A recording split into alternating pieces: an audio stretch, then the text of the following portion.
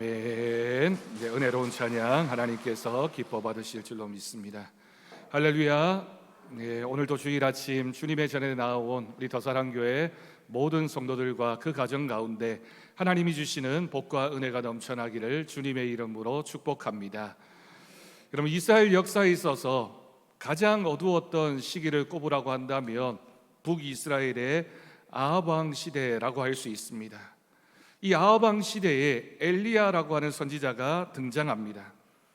그 시대의 아합 왕은 가장 악한 왕이었고 이방 시돈 출신의 이세벨이라고 하는 여인을 왕비로 맞이했습니다. 그런데 이 이세벨에게 큰 문제가 있었습니다. 열렬한 우상 숭배자였습니다. 그렇기 때문에 왕비가 가지고 온 그 바알이라고 하는 그 우상 숭배가 온 이스라엘 전역에 전파되어졌고 신전이 세워졌으며 많은 제사장들이 그 자리를 차지하게 되었습니다. 심지어 이세벨은 하나님의 선지자를 대대적으로 핍박했을 뿐만 아니라 죽이는 일까지 벌어졌습니다. 여호와의 제단을 헐어버렸습니다. 그래도 이스라엘 백성들이 형식적으로나마 하나님을 예배하고 하나님을 믿는 백성들이었는데 이때가 되어서는 이제 본격적으로 우상 숭배에 빠져버린 것입니다. 그도 그럴 것이 바알은 당시에 풍요와 비의 신으로 추앙받았던 신입니다. 이스라엘 백성들이 이제 가나안 땅에 정착하게 되면서 본격적으로 농경에 들어가게 되고 그 농업을 하는 동안에는 비나 풍요가 너무나 중요한 문제였기 때문입니다. 백성들이 바알에게 찾아와서 늘 제사를 드렸습니다. 특별히 비를 필요로 할 때마다 바알을 찾았고 신전에 나와 숭배하게 됩니다. 그런데 하나님께서는 이스라엘 땅에 3년 6개월간 비를 내리지 않으심으로 인해서 이 바알이라고 하는 우상이 얼마나 어리석은지를, 아무런 힘도 없는 우상인지를 가르쳐 주셨습니다. 이때 등장했던 인물이 바로 엘리야입니다. 엘리야는 원래 무명의 사람이었습니다. 성경에서는 엘리야를 소개하기를 길르앗에 우거하는 디셉 사람 엘리야라고 소개하고 있습니다. 여러분, 원래 성경에서 어떤 인물을 소개할 때 그의 조상들의 이름을 언급하거나 또는 그의 지파나 또는 주변 사람들의 영향력 있는 사람들의 이름이 앞서게 되는 것은 그가 이런 가문의 사람이다라고 하는 것을 알려주기 때문입니다. 그런데 엘리야는 그런 인물이 아니었다라고 하는 것이죠. 왕이나 제사장 집안도 아니었고 시골 출신의 아주 이름 없는 인물이었습니다. 그러나 온 이스라엘이 하나님을 버리고 우상을 쫓을 때 이 무명의 선지자 엘리야가 등장했고 하나님의 말씀에 붙들려서 아합 왕 앞으로 나아가게 됩니다. 열왕기상 17장 1절을 보면 이 엘리야가 아합 왕 앞에서 하나님의 말씀을 선포하는 장면을 이렇게 기록하고 있습니다. 내가 섬기는 이스라엘의 하나님 여호와께서 살아계심을 두고 맹세하노니 내 말이 없으면 수년 동안 비도 이슬도 있지 않을 것입니다. 여러분, 이 담대한 외침은 우상 숭배에 빠진 왕과 또한 그 왕의 종교를 따르고 있던 많은 이스라엘 백성들에게 내리는 하나님의 경고의 메시지였습니다. 엘리야는 자신의 목숨을 걸고 왕 앞에 나아가서 하나님께서 이 땅 가운데 얼마나 큰 분노를 하고 계시며 심판을 하실 것인지를 담대하게 선포했고 하나님만이 유일한 참 하나님임을 선언했던 것입니다.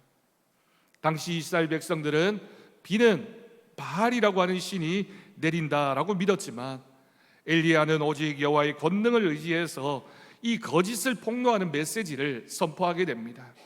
너희가 믿는 바알이 아니라 온 우주의 주인 되시는 하나님만이 이 세상의 주인이시며 하나님을 믿는 것이 우리의 신앙이어야 된다라고 하는 메시지였습니다.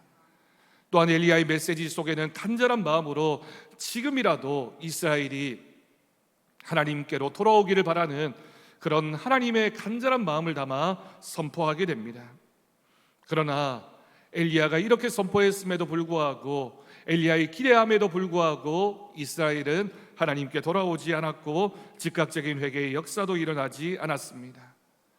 아마도 이스라엘 백성들의 눈에는 이 시골 출신 아합 왕 앞에 서 있는 엘리야가 너무나 하찮게 여겨졌을 것입니다. 하나님께서는 그런 완악한 왕 앞에서 사명을 다했던 엘리야를 향해서 이제 숨으라라고 명령하십니다. 열왕기상 17장 3절과 4절 말씀에 하나님이 이렇게 말씀하십니다. 너는 여기서 떠나 동쪽으로 가서 요단 앞 그리 시냇가에 숨고 그 시냇물을 마시라. 내가 까마귀들에게 명령하여 거기서 너를 먹이게 할 것이다. 하나님께서는 충성된 종을 광야로 인도하셨고 직접 훈련시키셨으며 그를 돌보아 주셨습니다. 엘리야는 하나님의 명령에 전적으로 순종하게 됩니다. 요단강 동쪽 그리 시냇가로 피신했고 하나님의 약속대로 까마귀들이 아침 저녁으로 떡과 물고기를 물어다 주는 기적을 경험했습니다. 여러분, 이 장면을 한번 상상해 보십시오. 엘리야는 광야의 외로운 시냇가에서 인간의 손길이라고는 느낄 수 없는 그 고독한 땅에서 오직 하나님께만 의지한 채 하루하루를 보내게 됩니다. 고독한 순종의 시간이었지만 하나님은 그 고독 가운데에서도 엘리야를 잊지 않고 먹이셨습니다. 비록 세상은 엘리야를 잊어버렸고 엘리야와 함께하지 않는 것처럼 보여졌지만 하나님만큼은 엘리야와 함께 하셨고 엘리야를 보호하셨으며 엘리야에게 먹을 것을 공급하시는 분이심을 보이셨던 것입니다. 여러분, 그리 시냇가의 시간은 엘리야에게 있어서 믿음의 훈련이었습니다. 주변에 동력자도 없고 눈에 보이는 성과도 없었지만 그는 한 끼 한 끼를 채우시고 공급하시는 하나님의 은혜를 경험하면서 하나님만이 나를 돌보아 주시고 하나님은 나와 함께 하시는 분이시구나 라는 깊은 믿음의 단계로 나아갈 수 있었습니다. 마침내 땅에 비 한 방울 내리지 않던 시간이 다 지나가고 시냇물이 말라갈 즈음 하나님은 엘리야를 다음 사역지인 사르밧 땅에 과부에게로 보내시며 새로운 장을 열어주십니다. 여러분, 이처럼 하나님은 엘리야라고 하는 무명의 선지자가 고립되고 숨겨진 시간을 보냈지만 그 시간 역시도 하나님은 엘리야 선지자와 함께 하셨고 그를 돌보아 주셨으며 또한 장차 일어날 그 일에 대한 준비를 하시는 시간으로 엘리야에게 허락하셨던 것입니다. 여러분, 우리도 마찬가지입니다. 하나님께서 우리에게 주시는 말씀이 바로 오늘 말씀 가운데 담겨져 있습니다. 그리고는 한참의 세월이 지나갔습니다. 가뭄이 그 땅 가운데 절정에 이르렀을 때 하나님께서는 엘리야를 다시 이스라엘 앞에 나타나게 하십니다. 그는 갈멜산에서 우상 숭배의 세력과 영적 결판을 짓는 그 장면에 엘리야가 서게 되었던 것입니다. 북이스라엘의 왕이었던 아합 왕과 온 이스라엘 백성들이 지켜보는 가운데 엘리야 한 사람과 바알을 섬기고 있었던 450명의 이방 선지자, 아세라를 섬기는 선지자까지 합친다면 850명이나 되는 선지자가 대결을 벌이는 모습이 본문에 등장하고 있습니다.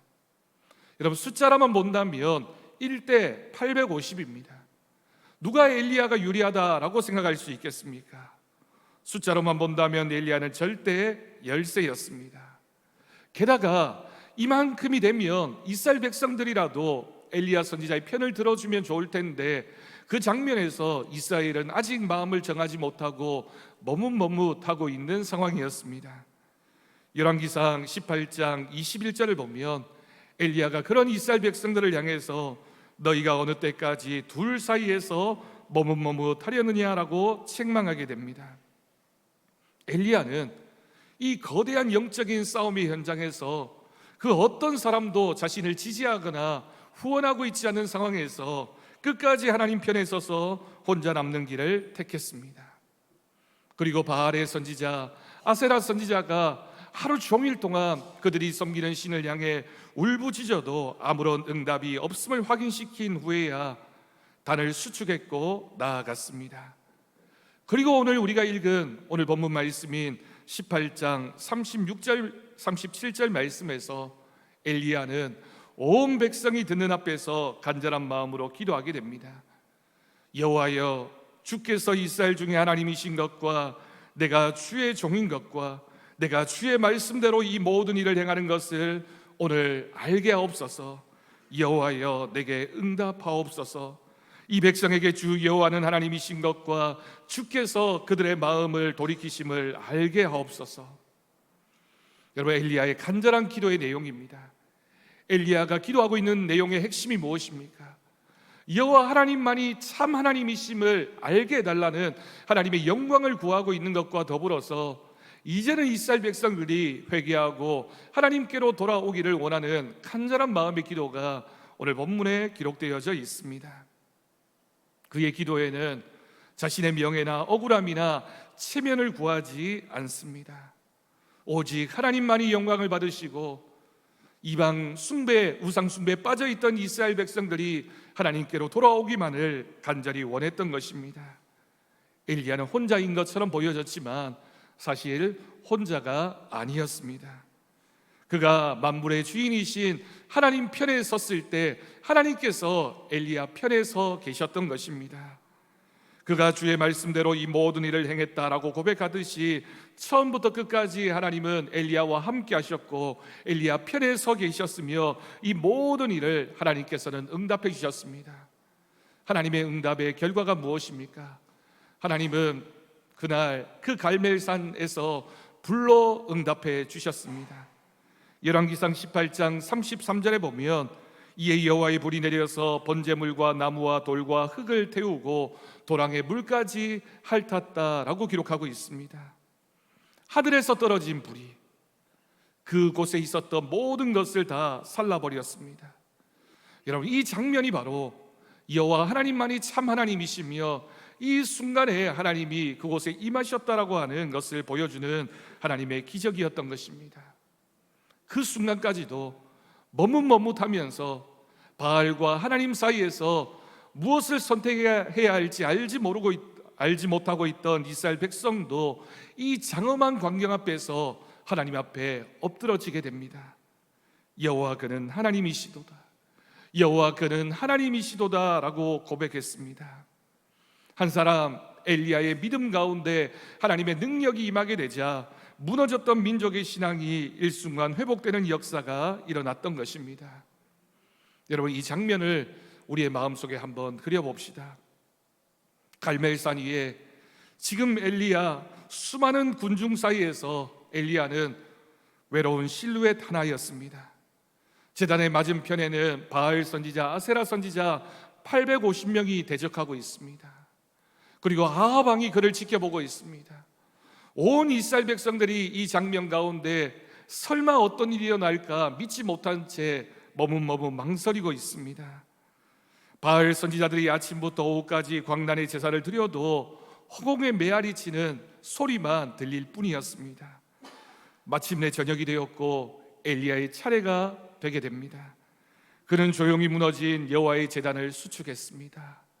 돌 하나 모아서 12개의 돌을 여호와의 제단 앞에 수축하게 됩니다. 이 12개의 제단은 잃어버렸던 12지파, 이제는 하나님께로 돌아와야만 하는 12지파를 상징하는 각각의 돌이었습니다. 혼자서 12개의 돌을 나르고 장작을 쌓았고 송아지 제물을 올려놓았습니다. 그리고 그 제물 위에 물을 부었고 도랑에 가득 찬 물을 이스라엘 온 백성들이 지켜보았습니다.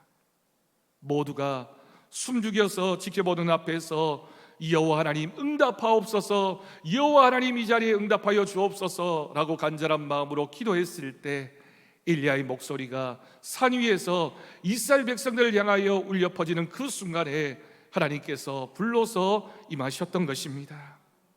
그들의 눈앞에 하늘로부터 큰 불덩이가 내려왔고 그 산 위에 쌓여져 있던 제단 위에 내린 그 불은 온 제물을 불살랐을 뿐만이 아니라 그 제물 곁을 흐르고 있던 물까지도 살라버리는 놀라운 하나님의 권능의 역사로 나타났습니다. 그 순간 이스라엘 백성들의 눈이 휘둥그레졌고 함성이 터졌을 것입니다. 방금 전까지만 해도 불신하면서 엘리야를 쳐다보고 있었던 그들이 눈을 크게 뜨고 하나님의 영광을 바라보았고 엎드려져서 하나님의 영광을 찬양하는 기도를 드렸던 것입니다. 사랑하는 성도 여러분, 이 순간 하나님 편에 섰던 한 사람, 그 한 사람이 얼마나 큰 역사를 보여주었는지를 우리는 기억해야 할 것입니다.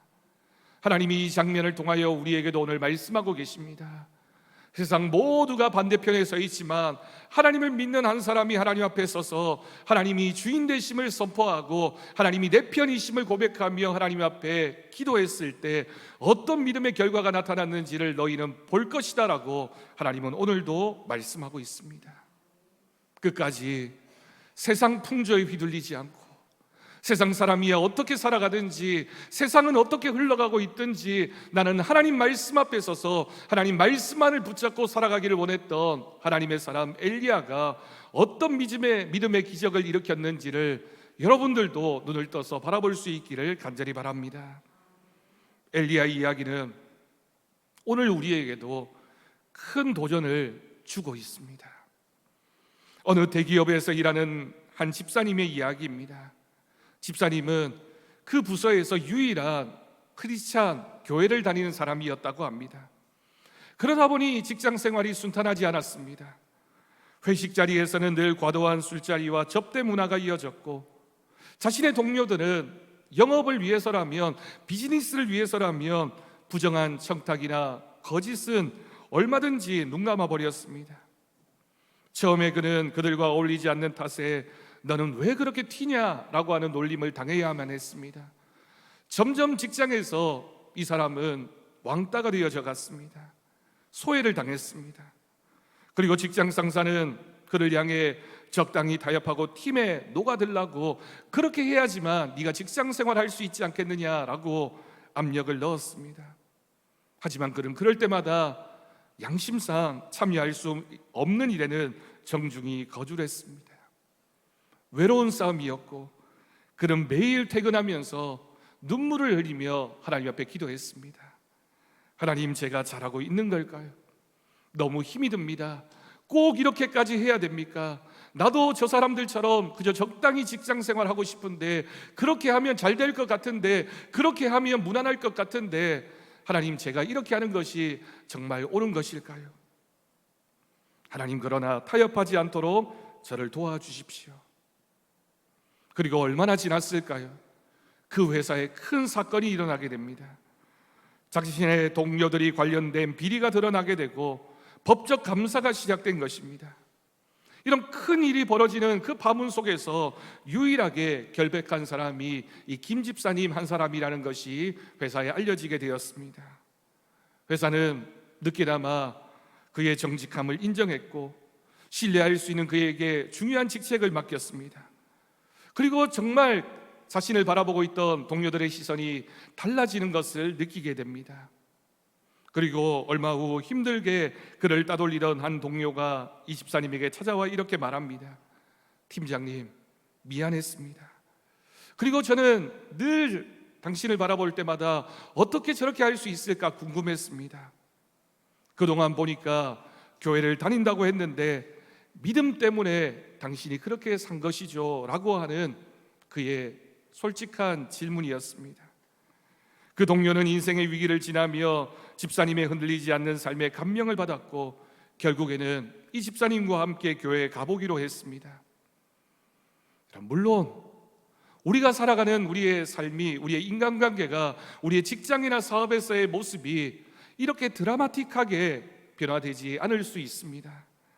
때로는 끝까지 이해받지 못하고 손해를 볼 수도 있을 것입니다. 그러나 여러분, 우리는 기억해야 합니다. 오늘 말씀에서 엘리야와 함께 하셨던 그 하나님이 오늘 이렇게 신앙생활을 하고 있는 우리가 믿고 있는 하나님과 동일한 분이십니다.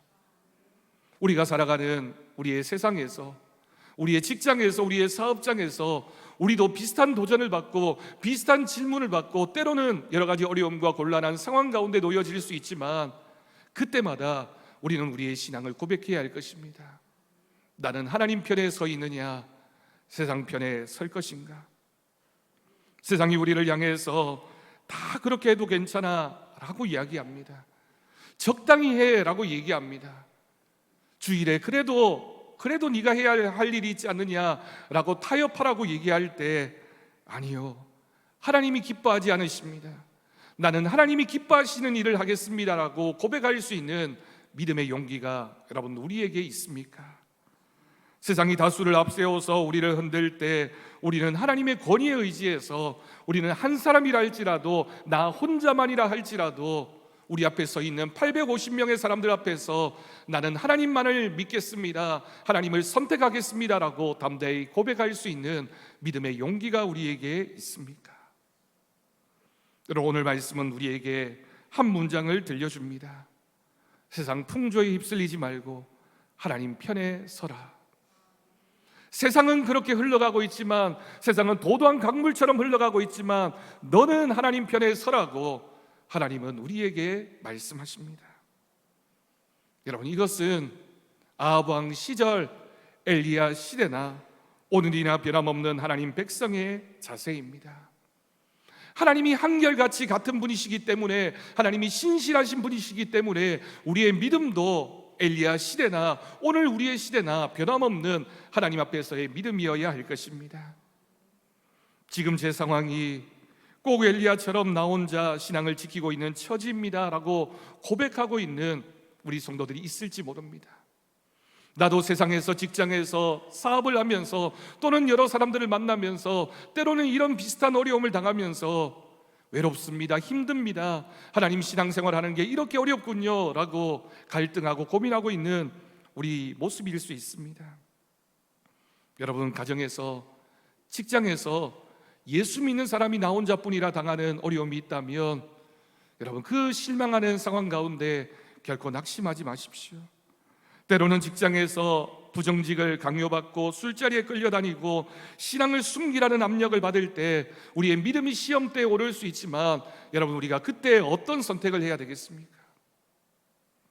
한 번쯤은 타협해도 괜찮지 않을까, 그 한 번이 결국에는 바알의 신앙을 따르게 만들고 아세라의 신앙을 따르게 만든다면 여러분, 우리는 어떻게 해야 하겠습니까? 사랑하는 여러분, 그 순간에 우리는 하나님 편에 서야 할 것입니다. 그 순간에 하나님이 내가 어떻게 하기를 원하시는지 우리는 정직한 믿음을 가지고 하나님 앞에 물어야 할 것이며, 하나님의 말씀대로 우리는 순종해야 할 것입니다. 여러분, 우리가 우리의 삶 속에서 하나님 편에 선다는 것이 어떤 뜻일까요? 하나님 편에 서서 살아간다는 것이 어떤 의미일까요? 오늘 말씀을 통해서 우리는 세 가지 하나님의 음성을 듣게 됩니다. 첫 번째는 우리가 엘리야처럼 살기 위해서는 양심을 타협하지 않는 정직함이 있어야 합니다. 우리가 살아가는 사회가 정말 그렇습니다. 얼마나 많은 부정과 부정직이 관행처럼 여겨지고 있는 사회인지 모릅니다. 세상이 그러니까, 누구나 할 것 없이 그렇게 살고 있으니까, 이렇게 해야지만 손해보지 않으니까, 내가 인정받으니까, 성공할 수 있으니까 많은 유혹의 소리들이 우리에게 들려옵니다. 작은 거짓말쯤은 해야만 살아남을 수 있을 것 같고, 내가 부정직해야지만 손해보지 않을 것 같은 세상 속에서 여러분, 우리가 예수 믿는 사람이라면 그렇게 해서는 안 되는구나 라는 빛의 증거를 보여야 할 것입니다. 물론 여러분, 불이익이 있을 수 있습니다. 사람들이 우리를 우습게 생각할 수 있습니다. 이상한 사람이라고 손가락질할 수 있습니다. 그러나 여러분, 그때마다 하나님은 그때마다 우리를 도우시는 분이심을 여러분 믿으시기 바랍니다.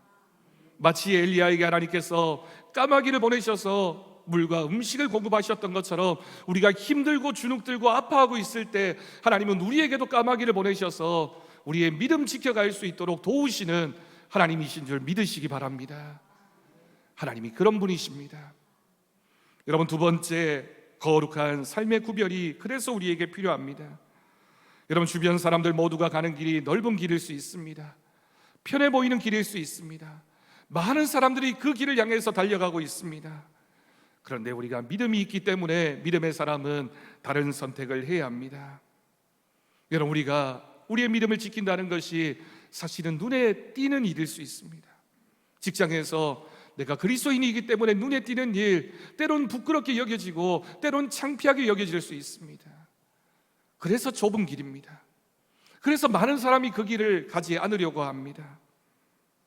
우리가 세상 사람들처럼 살면 눈에 띄지 않고 손해보지 않고 순탄한 길을 걸을 수 있지만, 처음에는 손해보는 것 같아도 결국 하나님 편에 서 있는 우리를 향해서 하나님의 거룩한 영향력이 살아서 역사함을 우리는 믿어야 할 것입니다.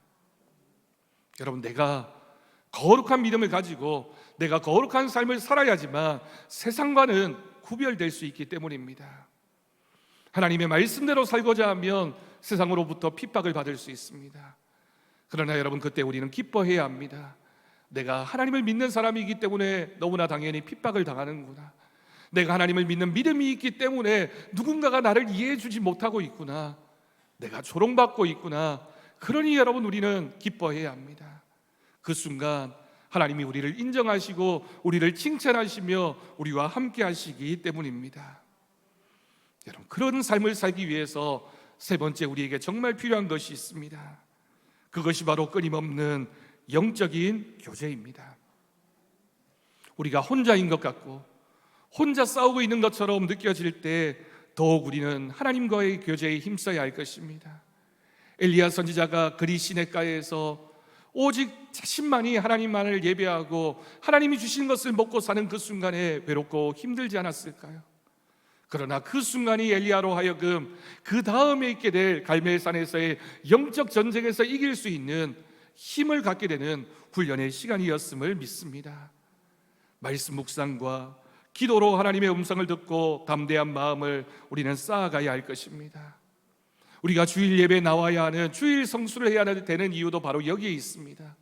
세상과 구별되기 위해서, 주일이면 내가 주님 앞에 나와서 예배하는 그 시간을 통하여 우리는 세상과 구별되어진 거룩한 삶을 살아갈 수 있습니다. 또한 교회에 와서는 나처럼 신앙생활하는 사람을 만나서 함께 기도하고 함께 영적인 힘을 서로가 함께 나누어야 할 것입니다. 하나님이 엘리야 선지자에게 이런 말씀하셨습니다. 네가 혼자 있는 것처럼 보여도 내가 너를 위하여 너와 함께 기도하는 사람 7,000명을 남겨두었다라고 말씀하셨습니다. 여러분, 우리가 외로워 보이는 그 순간에, 그리 시냇가에 혼자 있는 것 같은 그 순간에 혼자가 아닙니다. 하나님이 예비하신 사람, 하나님이 함께 하시도록 만들어주신 동력자가 우리 곁에 우리가 눈을 뜨기만 하면 보여지는 은혜가 있을 줄로 믿습니다. 그러기 위해서는 우리가 하나님 앞에 서야 됩니다. 하나님과 친밀한 영적인 교제가 날마다 우리의 삶을 통하여 고백되어질 때 그 은혜가 우리에게 주어지는 줄로 믿습니다. 나만 남았다라고 하는 그 순간에 여러분, 나만 남았다가 아니라 하나님은 늘 항상 우리와 함께하고 계시고 하나님이 예비하신 7,000명이나 되는 기도의 동력자가 우리와 함께하고 있음을 믿습니다. 여러분, 오늘도 우리의 직장에서, 우리의 인간관계에서 엘리야처럼 하나님의 편에 세우기 위해서는 때로는 고독이라는 값을 지불해야 하는 순간이 있을 수 있습니다. 고독합니다. 신앙생활을 하는 것이 참 피곤하게 느껴질 때가 있습니다. 나도 다른 사람들처럼 그저 무난하게 편안하게 살고 싶은데 내가 예수 믿기 때문에 치러야 할 그런 희생의 모습이 있을 수 있습니다. 엘리야가 혼자였을 때에도 하나님이 함께 계셨음을 믿습니다. 그리고 결정적인 순간에 하나님이 개입하심을 믿습니다. 여러분, 우리가 이제 끝이라고 생각되어지는 순간, 나는 이제 끝났구나라고 생각되는 순간에 하나님은 그 순간에 개입하시고 하나님은 그 순간에 우리와 함께 하심을 보여주실 것입니다. 그러니 여러분, 두려워하지 마십시오. 세상 풍조에 휩쓸리지 말고 담대히 하나님 편에 서십시오. 때로는 주변에 나를 이해해 주는 사람 하나 없어 보여도 보이지 않는 군대가, 하나님께서 보내신 그 군대가 우리와 함께 하고 있음을 믿으시기 바랍니다. 하나님 편에 서는 자는 결코 패배자가 아닙니다. 수많은 사람들 앞에 혼자 담대히 서서 믿음의 승리를 만들어갔던 엘리야처럼 결국 하나님이 승리하실 줄 믿고 하나님 편에 서 있는 그 한 사람이 이 자리에서 이 말씀을 듣고 있는 우리 더사랑교회 성도들이 되어지기를 간절히 바랍니다. 주님은 이런 사람들을 통하여 이 불의한 시대, 이 어두워져가는 이 세상 속에서도 하나님의 사람이 어떤 사람인지, 하나님의 사람이 어떤 기적을 만들어내는지를 우리에게 보여주실 것입니다. 우리가 그 기적에 참여하는 사람이 될 것입니다. 하나님은 오늘도 하나님의 사람 엘리야를 찾고 계십니다. 우리의 직장과 우리의 가정과 우리의 모든 인간관계에서도 엘리야 같은 하나님의 사람이 일어날 때 주님의 영광이 나타나는 놀라운 은혜가 있게 될 것을 믿습니다. 하나님께서 오늘 하나님의 사람 엘리야를 부르실 때 나를 부르셨음을 우리가 고백하며 하나님 앞에 우리가 한 목소리로 함께 기도하기를 원합니다. 앞에 보이는 화면에 나와 있는 기도문을 통해서 오늘 말씀을 우리가 함께 결단하면서 한 목소리로 함께 기도하겠습니다. 주님, 제가 어디에 있든지 하나님의 편에 서게 하소서. 모두가 등을 돌려도 저만은 주님을 붙들게 하소서. 엘리야와 함께 하신 하나님, 제 삶에도 함께 하셔서 고독할 때 위로해 주시고 결단의 때에 담대함과 은혜를 부어 주옵소서. 세상에 휩쓸리지 않고 도리어 세상을 향해 하나님을 증거하는 하나님의 사람으로 살게 하옵소서. 예수님의 이름으로 기도합니다. 아멘. 여러분, 이 기도가 이번 한 주간 우리 모두의 기도가 되기를 주님의 이름으로 축복합니다. 우리 감사 찬송 403